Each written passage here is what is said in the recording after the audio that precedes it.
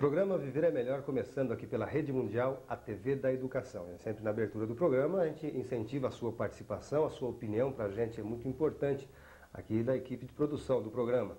Você fala com a gente através do telefone 3225-4734, lembrando que o DDD de São Paulo é 11. Se você prefere a internet, o endereço é viveremelhor@redemundial.com.br, tudo minúsculo, viveremelhor@redemundial.com.br. Você pode enviar sugestões de assuntos para o programa Viver é Melhor, dar a sua opinião a respeito do programa e também de toda a programação da Rede Mundial, a TV da Educação. Hoje o assunto é trombose, um assunto que preocupa, e a doutora Marise Gomes atendeu gentilmente nosso convite aqui, recebeu aqui no consultório dela, que é cirurgiã e professora de cirurgia da Faculdade de Medicina do ABC. Doutora Marise, trombose preocupa? Trombose preocupa, já que é uma doença que pode levar a várias complicações. Uma delas, a menos grave, vamos dizer assim, seria a síndrome pós-trombótica. A síndrome pós-trombótica, ela acontece após a ocorrência de uma trombose aguda e ela pode causar varizes, ela pode causar infecções, erisipelas, eczemas, edemas, que seriam inchaço das pernas, aquelas pernas inchadas cronicamente, dores nos membros inferiores, e essa seria então, e até intratabilidade clínica por muita dor. Essa seria então uma complicação, vamos dizer, das mais simples. Agora, a complicação pior, a mais temida, é a embolia pulmonar.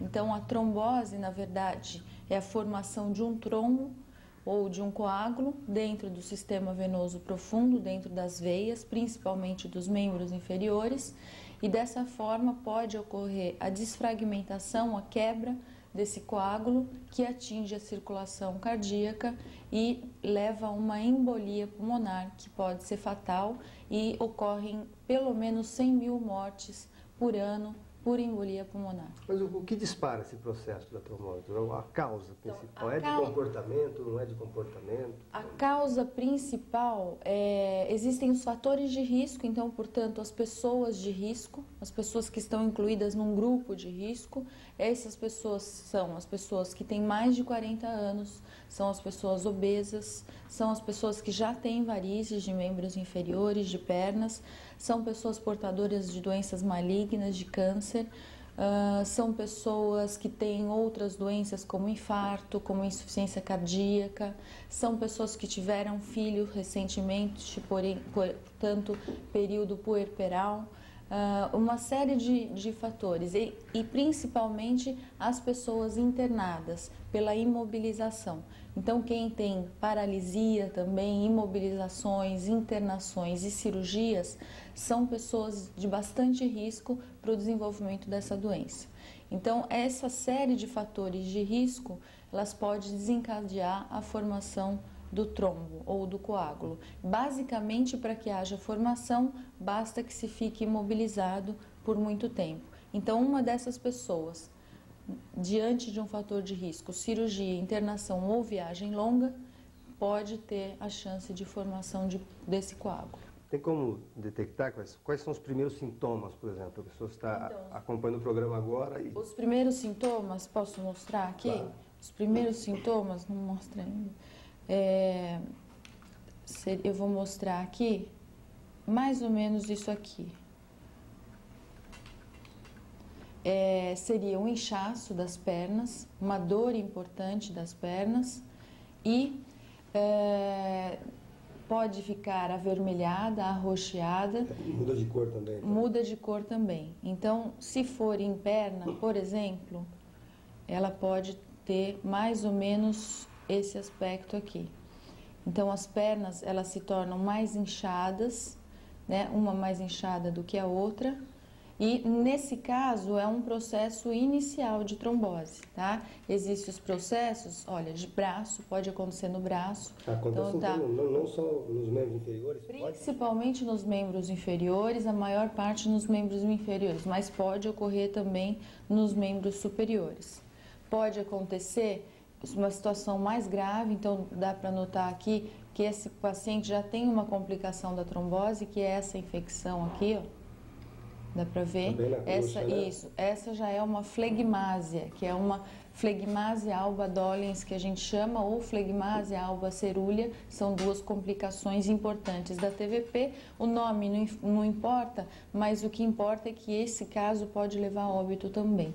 Tá? Pode chegar ao ponto de ter que fazer a amputação. Essa perna é uma perna candidata à amputação, tá? Essa também é uma complicação, tá? Uma úlcera de perna. A úlcera de perna pode ser decorrente dessa complicação, portanto, isso é considerado uma síndrome pós-trombótica, aquela que eu falei inicialmente. Então, pode levar a varizes de membros inferiores, e isso é a ocorrência do desprendimento, né, de um pedaço de um coágulo, atingindo a circulação. Então, ele desprende aqui da perna, isso, desprende aqui da perna, então aqui é a formação do coágulo, do trombo, que a gente chama. O desprendimento atinge a circulação e vem aqui para o pulmão, tá? Por que o pulmão, doutora? Porque é o caminho natural da veia. A veia sempre vai para o coração, e no caminho para ir para o coração, ele passa para o pulmão. E nesse caminho... Por causa da oxigenação? Exatamente. E por esse caminho ele pode entupir isso aqui, uma artéria pulmonar, e nesse caso o paciente vai a óbito em grande parte das vezes, tá? Isso daqui é uma embolia pulmonar. Então isso aqui é uma fotografia de um pulmão com um êmbolo, um trombo aqui dentro. Essa parte escura aí? Essa parte escura aqui é um trombo. Essa é a artéria pulmonar. Esse é a veia pulmonar. A veia pulmonar, desculpa, ao contrário, essa veia, essa artéria. E aqui, então, o coágulo dentro, obstruindo, impedindo a oxigenação e, portanto, podendo levar o paciente a óbito. Mas detectando cedo isso, tem como reverter o processo em caso ou não? Chegou a esse ponto? Detectando a embolia pulmonar precocemente, tem como estabelecer um tratamento e, a partir daí, o paciente tem chance de cura, sim. Agora, se a embolia ela for uma embolia, vamos dizer, muito grave, de uma artéria troncular, que a gente chama artéria troncular, seria a artéria principal, porque ela se ramifica. Se essa embolização ou esse entupimento ocorrer nessas ramificações, tem chance de tratamento e até de cura.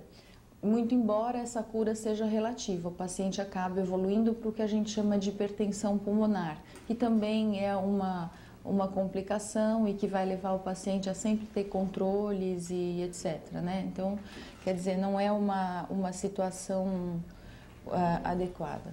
Pode ser confundida com algum outro tipo de problema, doutora? A trombose?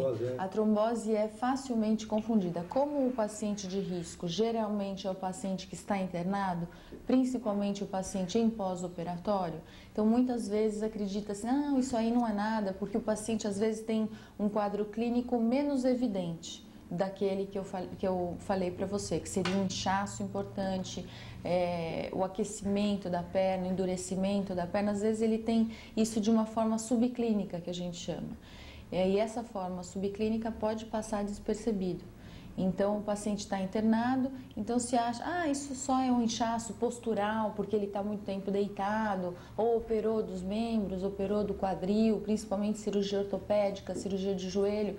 Isso é um inchaço decorrente da cirurgia e pode passar despercebido, pode não ser diagnosticado. Daí a importância da campanha que está havendo nacionalmente, tanto para público leigo quanto para público médico, no sentido de orientar e lembrar as pessoas dessa doença, lembrar os próprios médicos da ocorrência dessa doença, deixar todo mundo alerta, no sentido de fazer, exatamente, no sentido de fazer a prevenção, que é o mais importante. Se a pessoa tem uma fratura, por exemplo, e passa 30, 40 dias com gesso mobilizando ali, merece uma atenção também nesse caso? Essa pessoa é paciente os três pacientes, vamos dizer, de maior risco são os pacientes pós-cirurgias ou ocorrências traumáticas ortopédicas e, portanto, fratura de quadril que fica 40 dias acamado, é um paciente de altíssimo risco. O grande obeso ou obeso mórbido, que hoje a gente chama, é um paciente de altíssimo risco também, o paciente de câncer também. Então, basicamente por conta da imobilização. Então, esse paciente de altíssimo risco, ele precisa de medidas profiláticas, preventivas, medidas gerais, como fisioterapia, deambulação precoce, quer dizer, levantar o mais precocemente possível da cama ou de onde é que a pessoa esteja imobilizada, às vezes em cadeira de roda, tem que fazer movimentação, utilização de meia elástica é importante. E além disso, existem drogas já no Brasil, são 2 classes de drogas, os anticoagulantes e os antitrombóticos, e são 4 drogas no mercado nacional em que a gente faz uso de rotina no paciente internado para profilaxia. Portanto, essa campanha, nós também orientamos os médicos para a utilização dessas drogas. E tem um fator hereditário ou não? Existe um fator hereditário também importante. Alterações genéticas são muito importantes e podem ser responsáveis por até 50% dos fenômenos tromboembólicos. Então teve um caso familiar. Exatamente. Quem tem um caso na família ou teve uma trombose anterior, pai, mãe, irmãos, tem que ficar atento. Doutora Marisa, eu vou chamar o intervalo do programa. Na sequência, eu gostaria que a senhora falasse um pouquinho sobre o tratamento. Tá bom. Tá bom? Então, nós estamos hoje conversando aqui no programa Viver é Melhor com a doutora Marise Gomes, cirurgiã, professora de cirurgia da Faculdade de Medicina do ABC. Daqui a pouquinho a gente volta.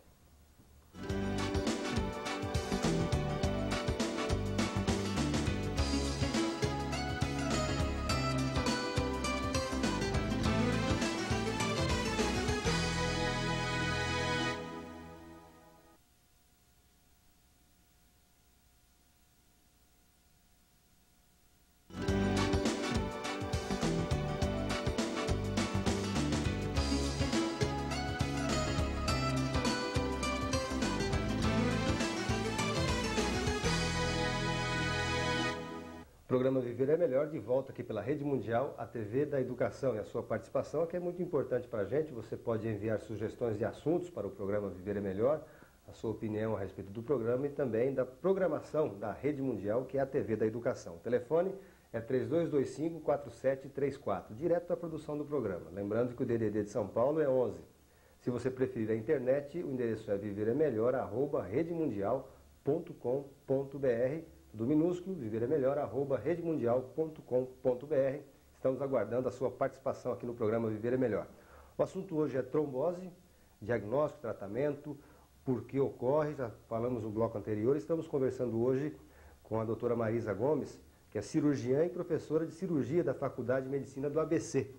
E eu gostaria que a senhora falasse um pouquinho para a gente sobre essa questão do diagnóstico também, né? Uma situação de risco, que existem alguns exemplos, inclusive, que a senhora vai mostrar para a gente, para as pessoas prestarem um pouco de atenção e ver se não está se enquadrando ou conhece alguém que está passando por essa situação, né? Tá certo. Então, a primeira fase de diagnóstico seria a própria pessoa ter o conhecimento de que ela pertence a um grupo de risco, portanto, ela tem um risco pelo menos maior, pelo menos desconfiar. Então, ela deve saber a existência da doença. Então, a trombose é uma doença bastante prevalente na população, ela acontece em torno de 300 a 600 mil ocorrências de trombose por ano nos Estados Unidos. No Brasil, acredita-se que seja um número muito parecido. Então, acreditar e saber que isso existe.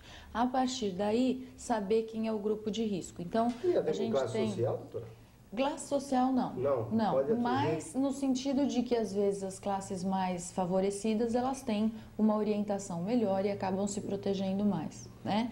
Então, se lembrar que são do grupo de risco, então essa é uma imagem de um paciente de risco, é um paciente obeso, né? Um paciente idoso, é um paciente que fica uma vida sedentária. Outras situações de risco, então seria a moça jovem, mas imobilizada, portanto aqui ela está engessada. Certo. O período puerperal, né, que é o período pós-gestacional, onde a mulher acabou de ter um filho, portanto tem uma ação hormonal importante, é uma situação de risco. E a própria situação de repouso, às vezes, pode ser, depois do pelo próprio repouso, mas principalmente pela ação hormonal pós-gestação.